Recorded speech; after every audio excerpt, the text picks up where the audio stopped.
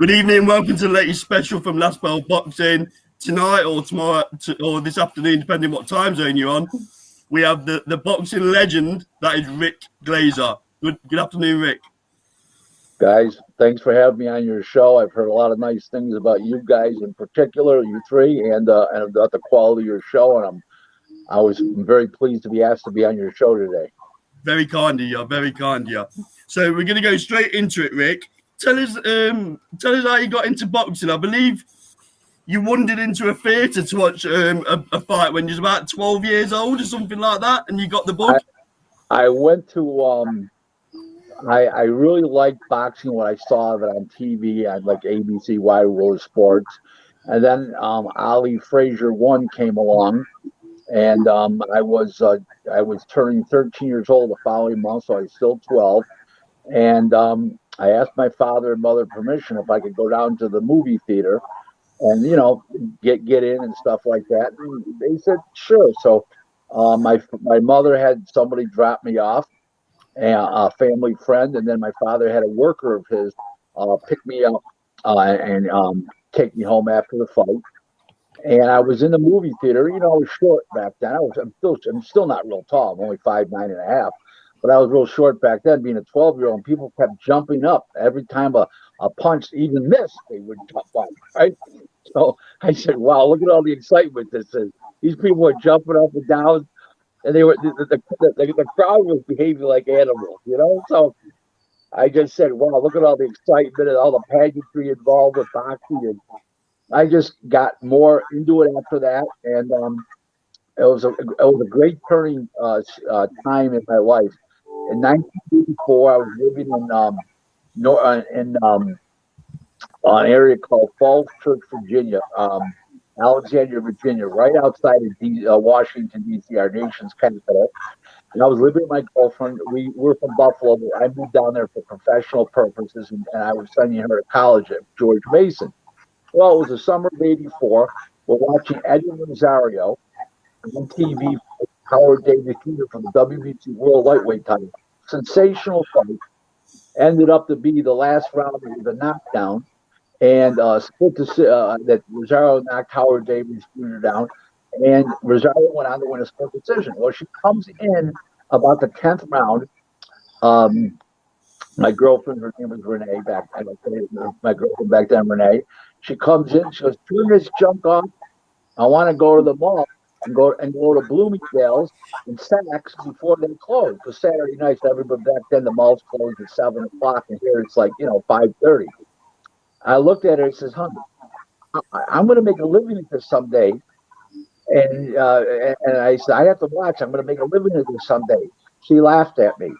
So in '87 we broke up, and in '95 we took up with each other, even though, may I say, she was married at that point to somebody else, obviously. And we took up. And so she says to me, we turned out to be lovers on and off for 26 years, by the way. The only reason why we stopped was because of my wife. I met my wife, and I said, oh, boy. So anyways, here's what happened. So after 8 years, I'd already been a boxing now for 4 years. There was already articles in the big newspaper here about me. And she said, I said to you, "Honey, you remember what I said to you that July afternoon when you wanted to go to Bloomingdale's?" She says, hold on one second. What? Okay, wait, hold on. Okay, so, and she said to me, I'll always remember what you said to me, and you lived up to your dream. So here I am today, 30 years in boxing full time. My lovely wife just walked in, and I got married for the first time at age 55. I met my wife when I was just turning 54, and couldn't be happier. Great wife. She puts up with a lot in boxing. Phone calls in the middle of the night. People calling you in the middle of the night just to say hello. She doesn't understand the camaraderie amongst boxing guys throughout Australia, the UK. I mean, everywhere. Germany, people I do business with in Russia, the Ukraine, and people just calling you in the middle of the night, "Hey, how you doing?" They know it's the middle of the night, but you're a boxing guy. And everything I do, if you look at my website, glazerboxing.com, everything says 24/7, 365. Some tweets do. That's what a boxing guy is. Showing the knowledge, not only the prowess to get it done, not only your ability, but the physical and mental wherewithal it takes to literally be 24/7, 365 days a year. A typical Rick Glaser day, is literally working till 1 o'clock in the morning on the phones and taking 3 hours worth of sleep, going and starting up at 4 o'clock in the morning with the UK. The calls at 12 o'clock to 1 o'clock in the morning. What are those? Those are New Zealand. Those are Japan. Those are Australia. The Maloney's, they're clients of mine, the Maloney twins. I don't represent them, but I supply them with all their supplemental services. So basically speaking it's literally 24/7, 365. Why? Because even when I'm sleeping, the phone is right next to me on my bed, full blast. Okay, and if I get an email, there's a loud noise that comes from the phone. I got the phone rigged professionally that if I get an email, it doesn't end up spam. It ends up in regular one call. It goes ping, ping, ping. So there you go. I'm truly 24/7, 365. Guys, I've talked enough. Fire away with the questions. Yeah. So first what I'd like to ask is about Bruce Laspada, the first guy you took to the WBC cruiserweight title. Was that right, Rick? WBA. Don't try to trick me. No, you're correct, man. So let's go for W. I'm just seeing if you're awake, Rick. Just seeing if you're awake. How the hell did you take? Obviously, you was a novice at that time. I'm assuming, fresh into the business. How the hell did you start to learn the business? I'm going to tell you what I did. From the day that I saw Ali Frazier in the movie theater on closed circuit, I literally bought at the time $10 worth of boxing magazines a month. But then with inflation, eventually went up to 20. And I studied everything about boxing. I went to the library, history, and in boxing, in life, history tends to repeat itself, especially in boxing. I studied the Don Kings, the Bob Aarons. I studied Mickey Duff, the legendary Mickey Duff, the legendary George Cantor, and I studied all these people. International boxing figures. George Parnassus in California, he's a Hall of Fame promoter. He's been dead for many years. I studied all these people. I have a tremendous relationship with Don King. I was his go-to guy for 16 years. Anything associated with professional boxing, Don called me and I was on it instantly. Okay, we're still very, very close, but Don's got a couple fighters left. He's lagging in retirement now at age 9. He just turned 90 August 20th. Yeah. Well, I studied everybody, and when I met Don, I told Don that I studied him. And I said, I learned a lot from you without even ever talking to you, just by studying what you did. He says, well, give me one idea what I did. So I said, well, you had the WBA, you had Larry Holmes, the WBC World Heavyweight Champ. And during that time period, and after Larry lost a title, you had all these rummies as WBA champ that couldn't sell a ticket. Tim Witherspoon, Bone Crusher Smith, the list went on and on. Greg Page, the list went on and on. It was a revolving door. And they kept losing at almost every time they fought. And they'd lose, they'd win, that guy would give the title back to somebody, a Pinklin Thomas. They were all in the mix, right? Yeah. Okay. Mike Weaver, Michael Dokes, okay? I says, you did that intentionally, Doc. He says, what do you mean? He looks at me like a puzzle look on his face. You did that intentionally because they couldn't sell a ticket, so they had increases in their purses for every fight that they won. Their next purse would be that much more. You couldn't pay those purses because they couldn't draw. They wanted traction because everybody wanted to see Holmes and everybody wanted to see Tyson. So what you did was you intentionally got those guys beat. You had them train. You told the challenger 4 months before the fight, you're fighting for a title. You told the champ a month out. And he had to be in great shape. He looked at me, he You're a one smart motherfucker. So it was, I had, like I said, I studied. You don't just enter boxing. You study. You have to study. I studied from 71 to 91. I studied for 20 years boxing, and then I got into it, and I never looked back. So I had a head start.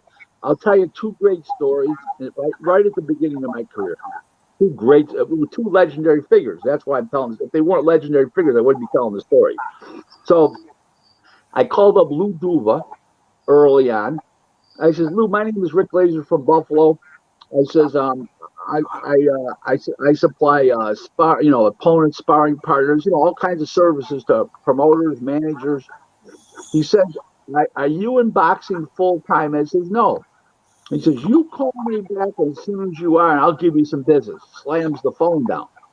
So I still had my car business at the time. It was like 6 months so 6 months. This is right in January of '91. I started in January of '91.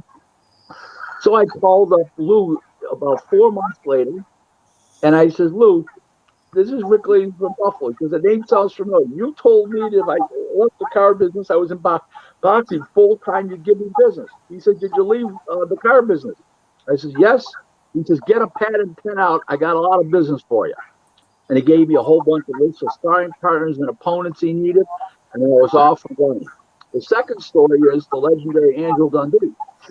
So I call up Dundee, and I says I supply opponents, sparring partners, and all kinds of services to promoters, managers, blah, blah, blah. He says to me, he's talking to me for about 5 minutes. He says, so how long have you been in the business?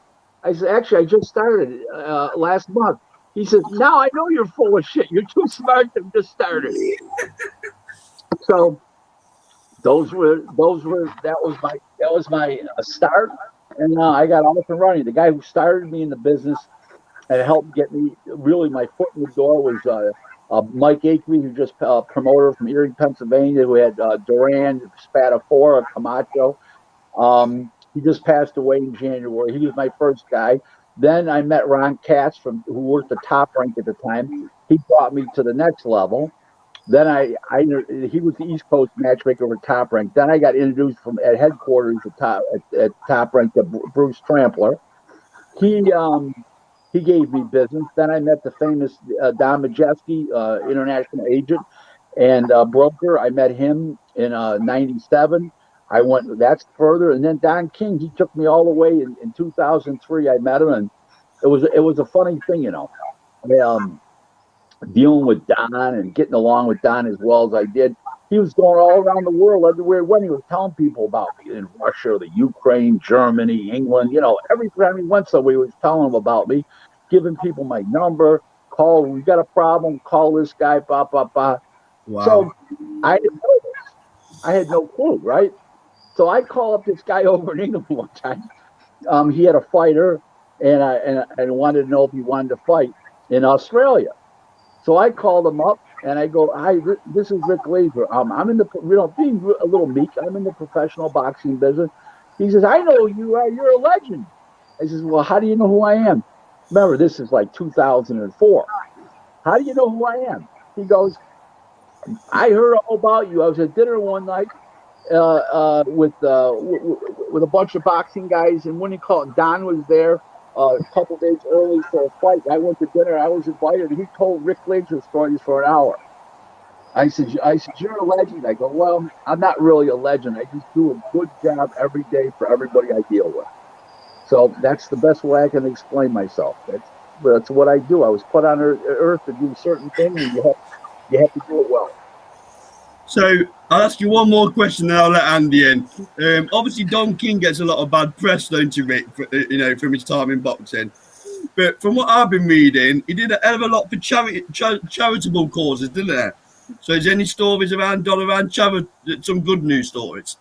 Well, Don donated $500,000 when a fire truck engine blew up in Deerfield Beach, Florida, where his office was. He donated $500,000 to the city for the fire truck. And not only did they were supposed to put a new motor in the fire truck. Instead, they just bought a new fire truck with Don's money, which was very nice of Don and very nice of them. You know what? Don is a very misunderstood person. I'm not saying to you that he hasn't done unscrupulous things. I'm not here to defend him. I'm just showing you the other side. Yeah. Okay. One day I was in his office, and he gets a letter from a preacher in his original hometown of Cleveland, Ohio, that a lady's house blew up. She wasn't in the house. She was at church. The house blew up, and she only has a small amount of insurance to cover it. And it was this much more. It was $117,000 more to fix the house, to get her back up into the house. I think it was $100,000 and $17,000 for, I don't know, something else, but it was $117,000 deal. He calls up the controller on the in-house phone. Get up here. Okay, comes up. He says, get me a check for $117,000. Here's the address. Here's the person, and get it off at overnight FedEx, where they get it tomorrow morning by 10:30, and make sure it gets there by 10:30. Wow. I mean, that's Don. So he does do a lot of great things that nobody writes about. Don's an easy guy to beat up in the press, okay, for a lot of reasons, because he has a criminal background. He was in prison. He murdered 2 people. One he was convicted of. One he was found innocent. I have nothing bad to say about this man, including, putting me in first class right next to him when he flies, eating in the finest restaurants in the world right next to him. I mean, he treated me like his long lost son, to be honest with you. Yeah. And I have zero complaint. He didn't owe me anything. The only bad habit Don has, okay, in dealing with me, was this. Okay, and it was a good thing, but a bad thing. So Don's mega wealthy. I'm not. Okay, I make a living. Okay, and I do well. I hold my own, but I'm not Don's league. So Don, you don't call Don up and invoice and say, Don, when you send me a check for $3,500, you look like a shortstop. So you can't say anything, right? You can't show weakness. So he would go 3 months without paying me. Then he'll call me up because, Slick Rick, I'm getting a check in the mail. I owe you some money. All of a sudden, the check, $15,000 would appear, $20,000. That's how Don does things. So he'll let things linger, not because he doesn't have the money, not because he wants to jerk you around, just because he's not in reality. Because $3,500 to me is a lot of money to me, but it's $3,500 to him is a dinner for 8 people in New York City. So because of that variance, so me, I couldn't say anything and say, hey, you owe me $3,500, send it to me. First of all, Don's the type of guy, if you think you got $15,000 coming, you get 20. If you think you got $7,500 coming, you send you 10. So you're better off not to say anything anyways. So yeah. I have nothing negative to say about the guy. He's been absolute pleasure as a businessman, as a person. Had great social times with him. It was like you wouldn't believe. One real good story about that you guys will crack up laughing about, because this is really funny. Now, I don't know if you know about the lay of America, especially on the West Coast, but you go out to like LA and you go, especially Las Vegas, there's there's Elvis impersonators walking around the street, and you tip them and give them money. That's how they make their living. And they play a song and all this shit, right? Okay. So there's other people impersonate too, but Elvis is the big one. So we're in Phoenix getting ready for the Juan Diaz fight, and Shannon Briggs is fighting Sergey Lakovic, and Juan Diaz is on the show. And we're coming out of the Hilton, and we're waiting for the limo to show up the Escalade, and 2 big, looks like ex-football players, 2 big heavy-set white guys come right. They look like they were like retired offensive linemen. They come roll around the corner, and I can tell they were half drunk. They were walking sideways. Their ties were open, the top of their shirt. Their ties were like hanging down. I could tell these 2 were intoxicated. I could just see it. So they're walking right at Dad. guy says to the other guy, "Look at this, a Don King impersonator." Not realizing it was Don King. So he goes, "We just saw Elvis impersonator. There's a Don King impersonator. Look at this." So the guy walks up to Don and sideways and points to Don and goes, "That's a great gig you got going on, man," and sticks his finger in Don's face. So two guys walk towards the Hyatt. They're staying there, obviously. And we're still waiting to go to the local steakhouse. We're waiting for the Escalade. All of a sudden, the guy comes up behind Don. He turns back around. Don's got his all-American, that denim jacket with the stars and stripes he wears. The guy pulls on the back of the jacket, on the bottom part. Don goes stumbling, got the cigar in his mouth, goes stumbling backwards. And the guy points his finger at his face. "Oh, that's quite a gig you got going on there, man." So the guy walks back to the Hyatt with his buddy, towards the door again. Don says, "What's wrong with that guy?"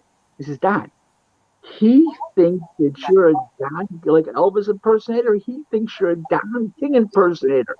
There's somebody impersonating me." He says, "Call my lawyer immediately." First words out of his mouth. Okay. I mean, the journey he must have had, Rick. The journey he must have had. Okay, Andy, do you want to jump in? Yeah, I've got a question that's coming from the fans of the show. They get really frustrated when they see modern day fighters seemingly protecting their win record. From the early days where you got the Four Kings, it's no coincidence that they're legends of boxing. And the likes of Ali, Frazier, and Foreman, legends of boxing, because they all fought each other. What's your feeling on the way fighters seemingly try and protect that win record nowadays? It's embarrassing.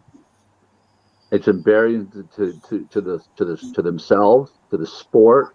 It's embarrassing to them, call themselves real men. And what can you say? I mean, it's disgusting. I mean, I'm wore out. Here's part of the problem, gentlemen. Okay, and I'm going to explain this to you why this is happening. It's happening because of Floyd Mayweather and Al Heyman, number one. Yeah. It's happening because the networks put such a big emphasis on the big zero next to their name, the undefeated record. But here's another reason why it's happening. Nobody talks about it. Okay, nobody. And I'm going to tell it to you right here in your show. Is because let's say they make $5 million for a fight. If they lose, their next fight's $500,000. Now, if they were guaranteed that their next fight was another $5 million, okay, then they wouldn't have a problem with it. But even in a rematch clause, if they have a rematch clause as champ, well, if you lose, your next fight's only $2 million. Well, why am I fighting for $5 million? If I got to fight for $2 million, I might as well just keep taking the $2.5 million easy win and just keep going from there. There's not enough incentive for the fighters. Now I'm going to give you an example of that. Okay, when Ray Leonard defended his WBC World welterweight title in Montreal in June of 1980, his prior high purse in his career was $2 million. He got guaranteed $10 million. That's 5 times the amount. Remember this now. Okay? Now, Duran, his previous high purse was $300,000. He got guaranteed $2 million. Almost 7 times the amount, okay, of his previous bout, correct? Okay. Yep. That's why that fight was able to be put together. The problem today is guys like Al Heyman are paying these bums these fighters today to fight journeyman fighters, and there are no hopers for the title, and he's giving them $2-3 million. And then when you go to put him in a real fight, there's not enough money. You can't pay him that much more. Okay, so he screwed up the market. Okay, this is part of the problem. Yep. And I called Al Heyman the ruination of professional boxing, and I am correct in that, because everything I've just described goes back to Al Heyman's modus operandi. That's my fault. I'm not a racist. People say, "Oh, you don't like Don, you don't like Al Haymon because you're racist." Don King's one of my favorite people in the world. I'm married to a black woman. What are you talking about? Fucking crazy, right? The fact is, he is the nation of boxing. The facts speak for themselves. That's why we can't make the big fights. How come Top Rank can make their big fights in-house when there's no Al Haymon involved? All the time they make big fights. But as soon as Heyman's involved, there's a problem. Now, nobody should give me Fury as an example because Frank Warren went to that fight. Those contracts were already in place when Bob Arum came involved because Frank Warren already had a rematch clause, and Frank Warren went to Arum for more revenue for Fury and make the fights bigger because Bob had TV in the United States and he could compete with Heyman. So he went for a backup guy, a guy for backup to become his partner because he acted in Fury's best interest. But remember something, Frank Warren didn't have to go to Bob Arum. He did it because he acted in the fighter's best interest. And that's one of the reasons why Tyson Fury is so loyal to Frank Warren, because he knew that he did that because of the fact that he did it for Tyson to be able to guarantee him $25 million a fight, which Frank Warren couldn't do that without Bob Arum's input and TV resources. Rick, just break that relationship down for me if you would. And I know you're much more informed than me. How can Tyson Fury have Bob Arum in the States and Frank Warren in the UK? How does that even work? They're partners, and Tyson Fury. They're partners. There's nothing to figure out. They're partners, and they should be partners. They're both Hall of Famers. They're both legendary figures. I mean, Bob Arum's legendary over here. Frank Warren's iconic. Bob's iconic here. Frank's iconic in especially the UK, but Europe, period. And it's a great relationship. You know, I talked to Frank about Bob, and Frank said to me, "Rick, I've never had such a great time." It was when Bob came over here a year ago, at the time when he mentioned this to me. It was in like 2019. What a guy. We had such a tremendous time together. He's so much fun to be around. I mean, Bob Arum's a funny guy. He can make anybody laugh. He's just that type of guy. It's not what he necessarily says something funny. He just is funny the way he is. What? Are you crazy? You know, that's how he talks. You know, so one thing about Bob, there's always action and enthusiasm around Bob. You know, realistically, I had a great line one time about Bob. I said he could ignite the dead, back to living. And it's true. He's just one of those type of guys that can excite anybody. He get anybody excited. He's that kind of guy. I mean, you've heard him on talk shows, on podcasts. Yep. The guy's a pistol. He's 90 years old. The guy's an animal. Yeah, longevity is amazing, isn't it? How long he's been in the game, you know, and energy levels. Wow. You know what? Just while we're talking about Tyson Fury, that third fight with Deontay Wilder is on the horizon. What's your feeling on this third fight? Is there any point? Well, let me put this with you. Anytime a guy can punch a hole in a wall like Wilder can, I would say he's got a prayer. Okay, but I also think that if Tyson Fury is Tyson Fury that night, he's in shape and he's on it, and he's Tyson Fury, I just don't see how he beats him. He outboxes him. He's too ring wise.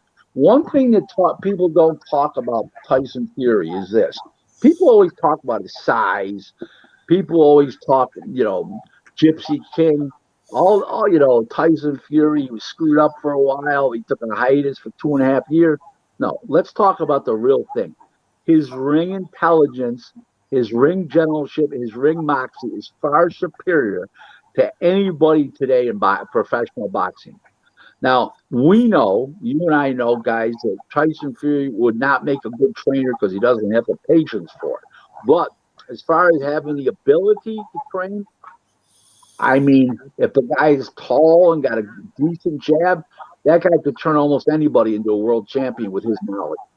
I think he could carry that knowledge into somebody else. You know, he's not going to train fighters when he leaves boxing. He's just not going. He's not that type of guy. But he's a tremendous fighter. He's such a ring general in there. I mean, I compare him to Holmes as far as ring generalship. I mean, he's just one of those type of guys. You know, he's a good talker as well, Rick, isn't he? He'd make a great pundit because he can talk. Yes, he can do anything that he puts his mind to do. I think he's intelligent. I think he's very, very underrated intelligently outside the ring. I've been in his company in Vegas at weigh-ins and at press conferences. He's a funny son of a bitch.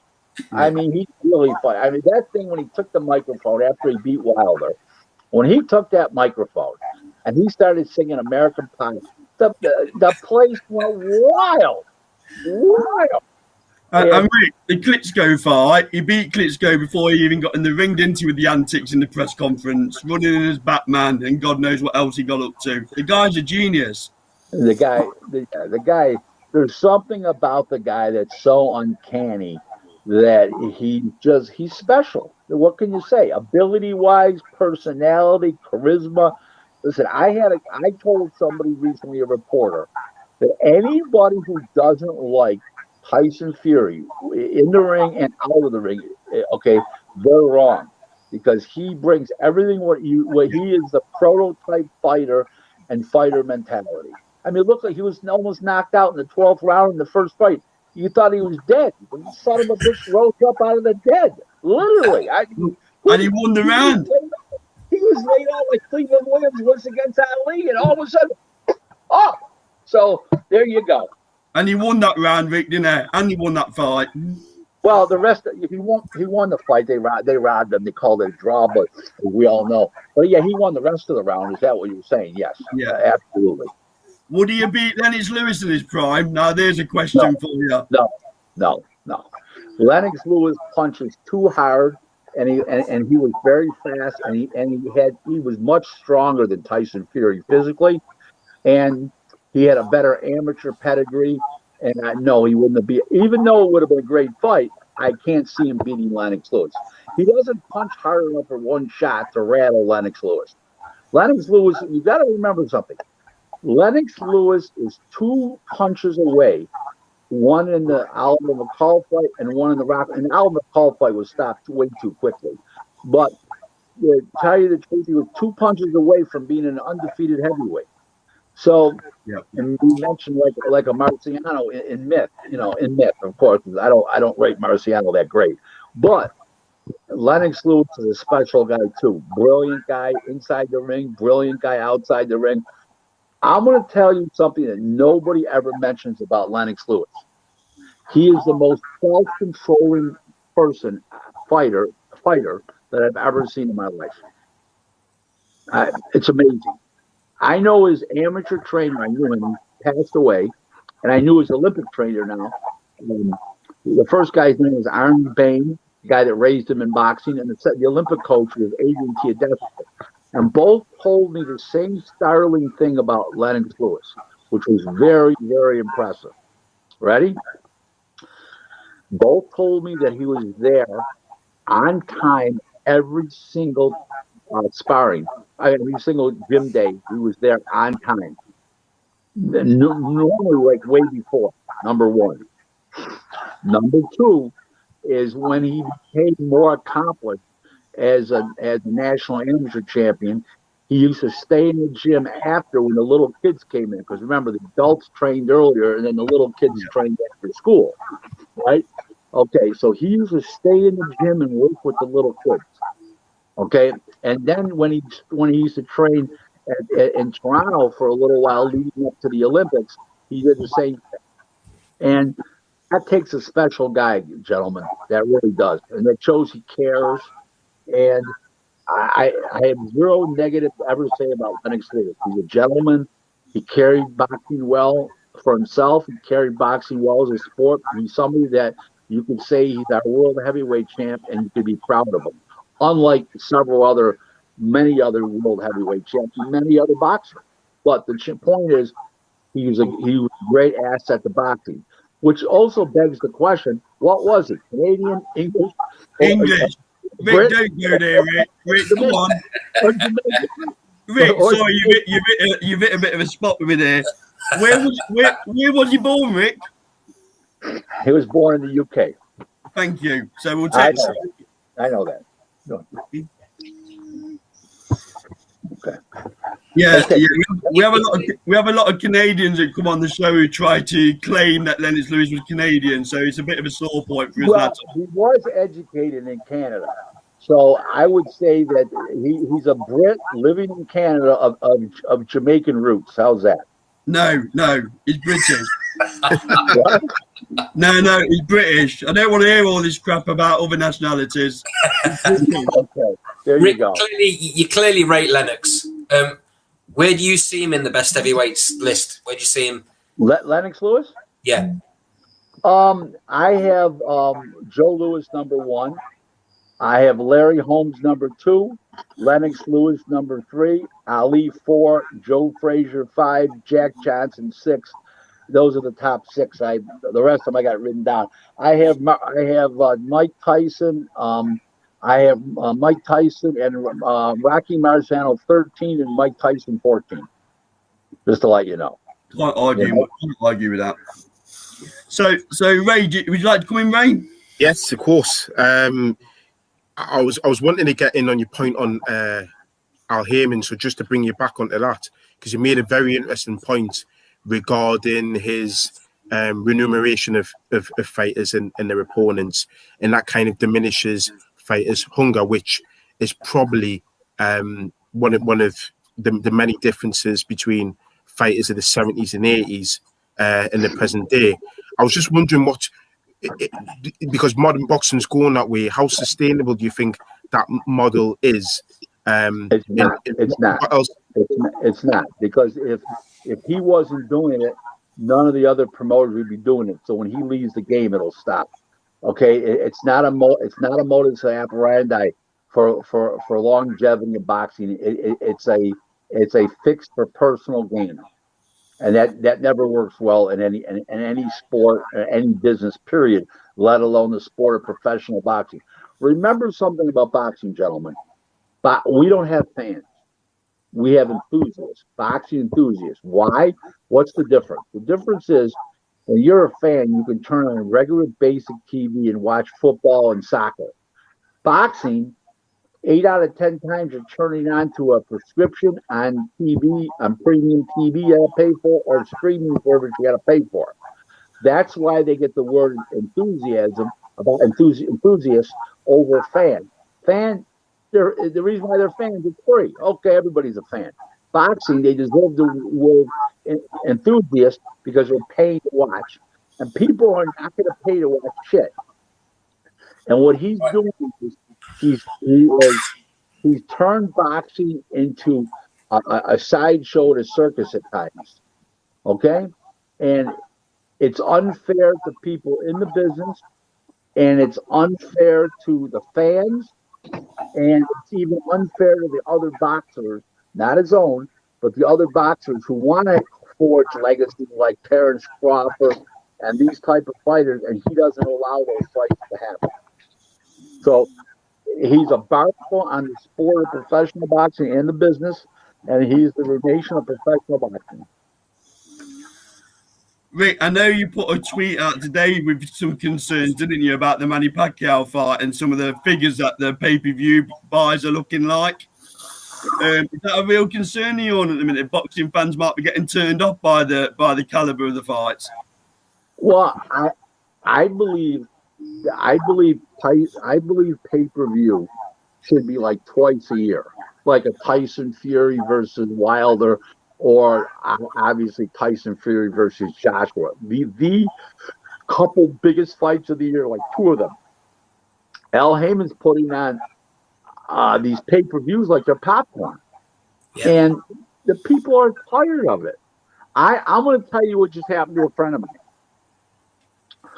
So I have a friend of mine that makes a lot of money. Well, relatively wealthy guy, not rich, but relatively wealthy and stable.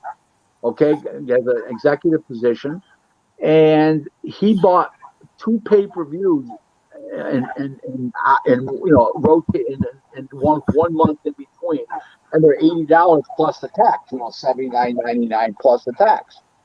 His wife turns to him and says, "Honey, what's this?" And well, that was the pay-per-view. He goes, "We didn't need to spend $80. We just did the other month. I didn't even pay attention to it. I just saw it and just moved on. Now I see it again." Okay, so this is what he said to her. He says, "Honey, but we go out for dinner. We spend $200. We got a pizza. It was $80 plus the tax. We got a pizza. It was $25, and we stayed home. We actually saved $90." She said, "Let's figure out better ways to save $90." So there you go. Off the back of that, it is the prices in the States for pay-per-views ridiculous. We don't pay anything like that over here in the UK.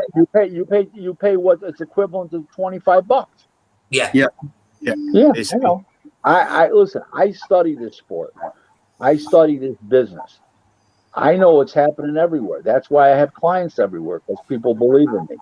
What do you think to the DAZN model then? Because they're obviously putting the price out over here. We're paying, what is it now? $7.99. $7.99 a month. I don't have a problem. I don't have a problem with DAZN's pricing. I have a problem with what DAZN did in the United States with handing the reins over to Eddie Hearn and having what I call the Hearn invasion into the U.S., which is completely, and the DAZN invasion has completely fell on its face.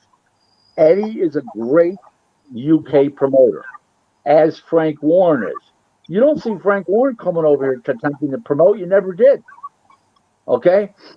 You have a situation, okay, that's ugly, that he came over here with, and they're showing Eddie's garden fights in the back of his house, and people are laughing in the United States and say, "We're paying for this? This is supposed to be free. We got to pay for this stuff?" They don't want to see that. They want to see real fights. They want to see all those guys that are on Oscar De La Hoya's roster. Virgil Ortiz, Ryan Garcia, Jojo Diaz, Jaime Manguia, Joshua Franco. The list goes on and on. He's got a dozen guys that are that can be huge attractions on TV. Plus, he's got a whole bunch of 105, 8, 12, 15, and 30-pound champs. He's got like 6 of them. Okay, maybe it's 5. He's got guys that people want to see. They don't want to see those Eddie's fights. Eddie, they want to see. Okay, they want to see Joshua. Okay, they want to see Dillian White. They don't want to see Demetrius Andrade versus Luke Keeler. They don't want to see this garbage. It's garbage. Okay, they don't want to see domestic fights in the afternoon and pay for it. Now, I get that. Top Rank was showing the BT Sports fights over here. It used to be from Frank Warren from Queensberry. Okay, that's fine, but nobody's paying for it. It's free. Okay, you have a situation that people expected to pay. They want to see a premium product. Listen, it's no different than, and I hate to compare it to prostitution, but everything involves, don't forget, everything in business compares to prostitution. Okay. If you walk into a whorehouse, the little midget wearing no high heels with small boobs, okay, nobody wants her. Okay? A tall, voluptuous, anything, okay, that's hot. You'll pay $1,000, you'll stand in front of her, you'll tell her anything, and you'll give her anything she asks for within reason. So everything's relative. You give the people what they want, they'll pay for it. Rick, you're the first person to make me laugh like this on camera. I'm sorry. What a comparison that is. I wasn't expecting that. You completely threw me on that one. Prostitution is the oldest business in the world. Yeah, I know, yeah. Prostitution. Doesn't it? Right? I want to be long-term sustainable, yes. Hey, listen. Prostitution has been around for thousands of years. Yeah. Okay? And every boxing and business in general always reverts back to prostitution. It's no different, guys. It's no different than I'm trying to do business with a guy, he says, if you'd like to do business, please call me at your convenience. And the guy texts me back or emails me back and says, why don't you call me? No, you call me if you want to do business. Because now if he calls me, I'm in the driver's seat. No different. Yeah. You got to know the lay of the land. And everything goes back to prostitution. It's a fact.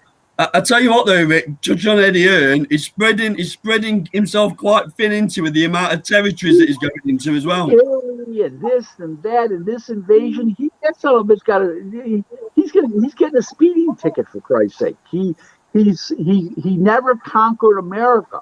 He's a laughing stock over here amongst the fighters and amongst people in the business. He's made offers over the internet to Adrian Broner, the Charlos over on Twitter, for Christ. I mean, come on. It's not how to conduct business. Conduct business like you're supposed to. Okay? Sit down with the guy. Invite him to a fight. Go to his city that he's in. Sit down with him and say, listen, here's the deal. Let's do business. I can do this for you. I can do that. Making offers over the internet, calling up people and say, hey, I want to pay. No. People want to get to know you. Another thing is, let's be honest with each other. Americans, there's a big difference. In America, fighters are street urchins. You have to have street urchin mentality to deal with them. That's why Don King has been so successful, and that's why Bob Arum has been so successful. Eddie Hearn does not have street merchant mentality. You do not grow up the son of who's now a billionaire probably, and Barry Hearn, Hall of Famer. You don't grow up, from your father's lap and your mother's lap of luxury, and you're supposed to understand the street urchin way of life. It doesn't, nobody ever mistook Eddie Hearn or Barry Hearn for one of the Cray brothers. You know what I'm saying? You've got very good knowledge of the UK, and you, Rick. Very good knowledge of the UK. You know your stuff. I said I study. I know things. Your knowledge is powerful. Knowledge is a power. So my point is, they're not going to respect an Eddie Hearn. Frank Warren has got a lot of swagger and a lot of street moxie. He is respected. He's a true boxing guy. Okay, he's a real boxing guy. The difference between Eddie Hearn and Frank Warren when it comes to the boxing, the science of the game, and the knowledge, Frank's got him beat. Forget in years. He's crossing. Put it this way to you: Frank's crossing the finish line in knowledge and business moxie, and Eddie's getting started. Yeah, Eddie's working with a bigger war chest now. Okay. Yeah, thank you, Barry Hearn. Thank you, the Dart League and all that other stuff that Winnie Colt does, where Barry was able to package that all together. I get that. Okay, but when it comes down to real knowledge, okay, and real know-how, Frank Warren is an amazingly guy. He's what Bob Arum is over here. Do you think Eddie Hearn's underestimated the American market? No, he's not underestimated. He came in with a big bang with two guns, with both guns blazing, and he's going out with a whimper right now. He doesn't have any date scheduled. They just took this date away from him coming up in September. The Zone couldn't get it together. There's too many things. He's spending too much money on rummy fights. Why would you pay $9.7 million for a consolation fight and Mikey Garcia and Jesse Vargas? Gave a guy $7 million for that fight and gave the other guy $2.7 million. One guy's worth $1.5 million and one guy's worth $750,000. I'll leave it at that. Demetrius Andrade and all his fights except Lem Williams, that was a hell of a fight. Other than that, and the only reason why that was a good fight is because Lem Williams pressed the action.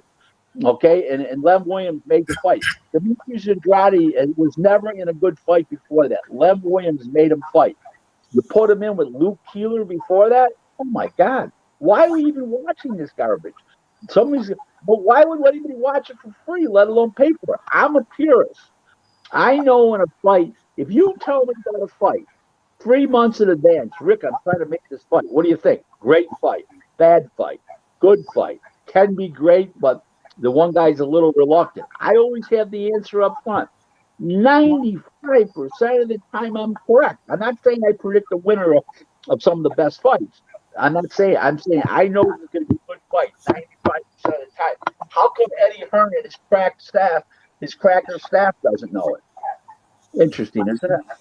Rick, I heard on the grapevine that when the Joshua Baby Miller fight fell through, and they were looking for an opponent for Joshua.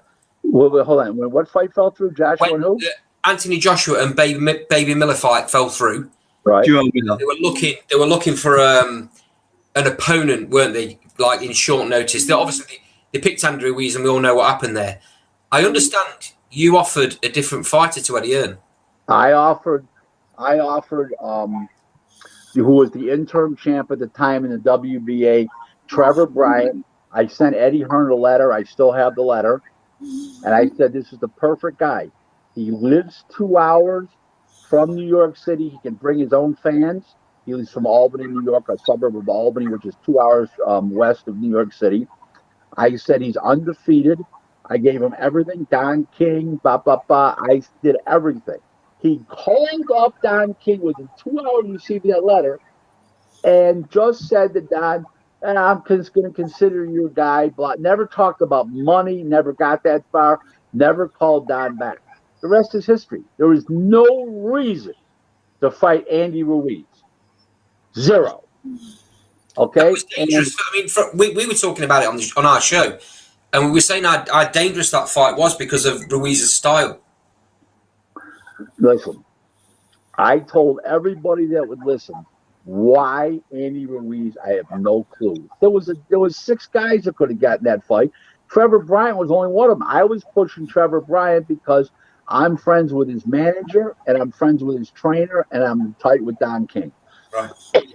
And I thought that was the perfect guy. He'd walk across the ring, blast him out in 3-4 rounds at the most, and look like a hero. Okay? Look what happened. It changed history. That's all I'm going to say about that. And by the way, Eddie Hearn thinks he's the smartest guy when he's in any room.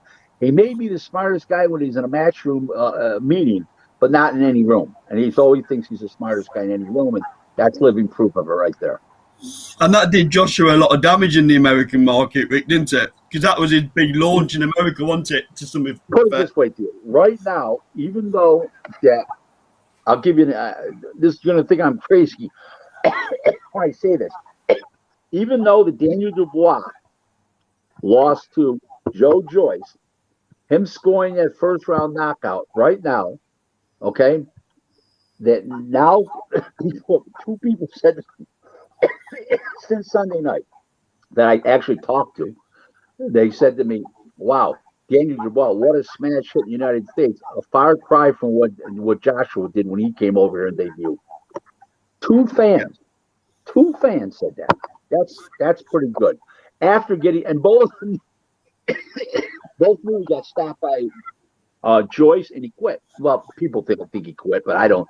Listen, he had a broken orbital bone. That's not quitting. So what are your thoughts on all the YouTube malarkey then, Rick? You know, YouTube, I mean, I've got my thoughts, but what are yours? I'm a boxing purist. That's all I have to say. Yeah. Okay, see this shirt? Johan Boxing Gym, Philadelphia. I'm a boxing guy. It's damaging to boxing, isn't it? Of course it's damaging boxing. It's fraud. Okay, perpetrating off the backs of hardworking professional boxers. And part of the reason why they're able to put these fights on, because Al Heyman isn't allowing his fighters to fight in the biggest fights. And that's hurting the legacies of other fighters like Terrence Crawford and these type of guys. So Floyd Mayweather is obviously the biggest name for probably 10, 20 years because of him keeping his own. That's the way it's seen. So he then goes in with a YouTuber and don't look great. Does this damage his legacy?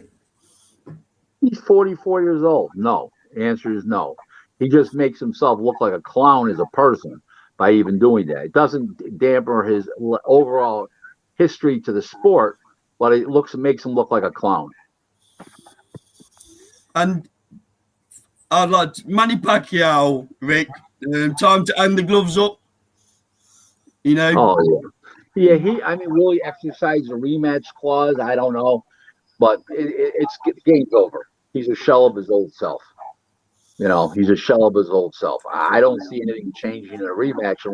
There's one thing that can change in a rematch is that the fighter, the champion, can Ugas can no longer make the weight safely, like what happened to Lloyd Hunnigan and Donald Curry, where he just grew out of the weight overnight and he took too much out of himself. That's the only way that fight could possibly it could damper Ugas losing to a Pacquiao going forward. That rare possibility, and that's happened quite a few times in boxing over history. But I picked out Donald Curry, Lloyd Hunnigan, because Lloyd Hunnigan was from the UK. Yeah, I just wanted to touch on Josh Taylor, if you don't mind. We've talked earlier on about fighters protecting their own. Josh don't do that, does he? Guy's got balls down to his ankles. I'm very listen. I'm the biggest Joe Calzaghe fan besides people that are from Great Britain. Outside of Great Britain, I'm the biggest Joe Calzaghe fan. I believe in Joe. I tell people this all the time. They think I'm crazy. The best of Joe Calzaghe would have beaten the best of Roy Jones at 75 or 68. Wow. So, he had an uncanny style. He flurried. He was in and out and around. He used angles all the time. He threw as many punches in the last round as he did the first round, and he's tremendous. Okay. I think you would have beaten Carl Froch, Rick. Oh yes. I'm a Froch fan. I like Froch. With Joe Calzaghe quote being a slapper and all that stuff, that actually plays into his advantage because he's not clenching his fists and tightening up his muscles when he throws punches. He's using his speed, and the muscles are loose, and he's faster that way. And that was part of his success. People don't realize that. These guys, if you take your fist and you make it as hard as you can, it tightens up your muscles all the way up and down your arms. But if you're just flicking the jab out like this and it's open-handed like this, okay, it's loose and you have better endurance and your punches are that much quicker. You gentlemen agree? Yeah. I don't agree on Joe Calzaghe beating Froch, but I'll agree with your technique on the punch. Okay, well, I just think he was too much of a fighter. He's just Joe Calzaghe is incredibly unique. I don't know what you guys know about auto racing or auto racing in America, but there's a guy named Kyle Larson right now. Do you know who that is? No, I've not heard of him. Okay, well, he got suspended for using the N-word last year, but he said it in a good way. Like an enduring thing, but he said it over TV. So he's half American. Well, he's American, but his mother's Japanese, and he came out of the NASCAR diversity program, and he was suspended last year in NASCAR, like in March, and went on the dirt track circuit and won 46 races out of 92. Then this year, he's won 6 NASCAR races, 5 points, the All-Star race, and he's winning on the dirt. He's winning in every form of car, dirt, asphalt, road courses, NASCAR, dirt, late models, midgets, sprint cars. He's killing every major race. Okay, my point is he's rare and unique. They're generational. We haven't seen a racer like that since Mario Andretti and A.J. Foyt in the 60s and the 70s. Okay, this is what Joe Calzaghe is in boxing. He's so unique and uncanny because if you looked at him and you looked at him fight, you say, this fucking guy can't fight. But forget about 46-0. Let's not even go there. Well, look at how he dominated the fighters that he did fight. Joe Lacy, Miguel Kessler, all excellent fighters. Now, Lacy wasn't great, but he was an Olympian. He was supposed to be great, and then they sent him over. They sent him over to give Joe a beating, didn't they? Yeah, they did. They actually thought. I thought it was a comical fight. I said, this guy's going to kick the shit out of Lacy, because I always believed in Joe. Anyways, look at the guys he beat. He came over here and beat Bernard Hopkins. Some people say, well, Bernard Hopkins, hold it. Bernard Hopkins, they fought in 2008, early 2008. He just fought 3 years ago and beat the top guys. Okay? Yeah, okay. This is a very rare and unique fighter. His style is Paul Spadafora, same thing. Rare and unique. And that's what separated him from the rest. Let me ask you guys a question, because you guys are all seem like very intelligent guys when it comes to boxing. I'm the largest supplier of sparring partners in the world. It's one of the supplemental services I provide. Okay, where do you get guys to spar like Joe Calzaghe if you're going to fight Joe Calzaghe? You don't. You can't, can you? You can't. can't. That's a big edge right off the bat. I can find a lot of guys that fight like Roy Jones. I could find probably 5 or 6 around the world that flip the jab out, boom, boom, and like fight like that, right? Okay. They might not be as fast as Roy. Oh, don't get me wrong, but they can fight like that. Okay, you tell me somebody that fights like Joe Calzaghe, and it's at the time was a middleweight, super middleweight, or light heavyweight, and I'm gonna or even heavyweight, and I'm gonna tell you there was none. So that's one of the reasons why he had such a big advantage over other top fighters. Just on sparring partners, Rick, how much? Now, don't name names on this one, but how much does an average sparring partner get paid these days to jump in with an elite fighter? That's a great question. In the bigger weight classes, which would be middleweight all the way up to heavyweight, depends on who they're sparring with, but it's no less than $1,000 a week Americans. It depends. Some heavyweights they'll pay $2,000 for, especially if they're punchers, but basically $1,000 and up. The little guys you can get cheap, $500-600 a week. Because don't forget one thing. There's an interesting fact here. A lot of guys aren't just sparring to get paid. They're sparring to learn, and also that they're sparring maybe to get ready for their own fight, and then they pick up additional money.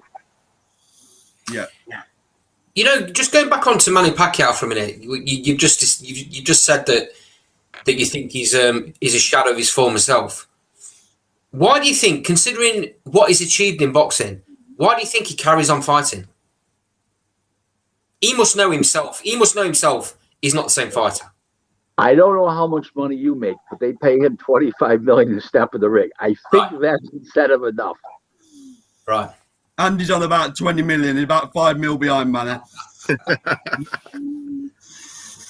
And then it's come up to an hour mark, Rick, and we appreciate it's the middle of your working day, so we won't keep you much longer. One more thing I'd like to ask you. Sure. How do you think AJ versus Usyk plays out? I think that AJ has learned a lot from the first and second Ruiz fights, and I think game plan is very important, especially against a thinking fighter like Usyk, but I think Usyk is too small, too undersized. And I think Joshua's overall physicality in the ring plays a huge part. I think he's that much stronger, and I think he's just as smart as Usyk, but in a different way. I think that I'm going to say something to you guys, and out of respect, I think Joshua's an excellent fighter. I'm really high on him, but I'd rather have a fighter that's 10% too scared than 10% too brave. Bravery has only won a handful of fights in the last 50 years in boxing. Think about it. It won some Gaddy fights for him. It won the Diego Corrales fight against Jose Luis Castillo. He's won very few fights. I'd rather have a fighter that's 10% too scared because he's smart enough to get out of the way. If you're too brave, you don't even try to get out of the way. And I think that is part of Joshua's game plan now. That he was hurt in the fight. He was more than buzzed. He was hurt. He was down. He was stopped. He quit on his feet. Well, I don't mean he quit, but they stopped it on his feet. I don't mean he quit. But the point is, I think he's learned from his mistakes, and I think he's going to have a whole new game plan, like he did against Pulev, like he did in the second Ruiz fight. And I think he's going to do enough to get by Usyk and move on to what I believe will be the biggest heavyweight fight in boxing history, which will be Fury and Joshua. And the only reason I say Fury's name before Joshua is because I believe he is the better fighter of the two. If I had to rate the two of them, I would say that Fury is the better fighter. Yeah. So do you think, that being said then, do you think Fury wins that fight comfortably? Do you think it's a close fight? I don't think anybody beats Usyk comfortably. I think it's a good fight. No, I mean the Fury Joshua. Oh, I'm sorry. I'm so sorry. Do I think he wins? Yeah, I think Fury beats him on points. I think it's a good close fight. I can see it like 16-12, something like 116, 112. I think it's a very good fight. Listen, guys, if you want to do another hour and start over again, like cut it into two different segments and start over, we can do that, guys, if you want to. Because this is 3 o'clock to 6 o'clock is a slow time of the day for me. Yeah, it's very kind of you, but we do our live show at 9 o'clock UK time, Rick. So if it's okay with you, we'll schedule another one. We'll do anything, guys. I'm here your behest and your convenience. So whatever you guys want to do, I'm here to facilitate you guys. We'd love to have you on a part 2, mate. That'd be great. So Rick, really appreciate your time. What an education it's been. I don't know about you guys, but the stories you've got. Loved every minute of it. Legend. Well, thank you. Let me run this by you guys. Did you ever think of comparing prostitution and boxing? I didn't really want to come back onto that, Rick, but you brought us back onto it. Well, let me tell you. They're both performing without their shirts on. That's a great start, isn't it? Yeah, I'm going to have to put that in the title now, Rick, in the video, aren't I? It's going to have to go in there. How the legend Rick Glaser compares prostitution and boxing? I can see it now, Rick. I can see it now on YouTube. No, Rick, all joking aside. Guys, you can cut the show part out, but I'm going to tell you a great story that you'll like. I beat my wife, right? And my wife met me, and we just hit it off right away. And within days, I knew I was going to marry my wife. Here I'm 54 years old, never even thought about getting married. And I just knew my wife was for me. Okay? My wife's lovely. I would marry her all over again tomorrow. I no regrets. The marriage license is $40. I turned her over and I said to her, honey, here's my half. Where's yours? So just to let you know, you always got to be thinking. And if you don't compare prostitution and boxing, you're really wrong if you think about it. It's a great comparison. On that note, Rick, it's been a pleasure. Obviously, we'll put all your links in the video to your Facebook and your website. We'll put it all in the comments. Forget my website. The Twitter and Facebook. Twitter and Facebook. Yeah, my website stands on its own as a more or less a business tool only, like free advertising and stuff. And it is what it is. But listen, I think you've probably heard a lot about me over the years. You three gentlemen have never actually talked with me. And I hope you found today to be a pleasure, and that hopefully you'll invite me on your show. It's a great time for me this day because it's a slow time period business-wise for me between 3 and 6. It's just the way it is, So anytime you want me on, I'm here to facilitate you guys and your efforts. You guys have asked great questions. You're just an hour short in asking questions. I wish you had another hour. And I got another hour's worth of answers. You guys have a wonderful evening. Thank you. And get those links to me when you can. And are you going to put it up on YouTube? I will do, but I'll send you the links first before I make it public. No problem. Okay. So if I crunch my name on YouTube, I have it come up also under my name. Okay? Okay. No problem. Gentlemen, it's been a pleasure. Thank you very much for having me. I look forward to being on your show in the near future. And also, if you have any questions, Carl's got my email address, and pass me your phone number. I'll call you on my dime if you need any help or in any way, shape, or form as individuals or as a group. Okay, really appreciate that. Thank you very much. Thanks for having me. It's been a real pleasure. Thank you. No problem. Bye. Take care.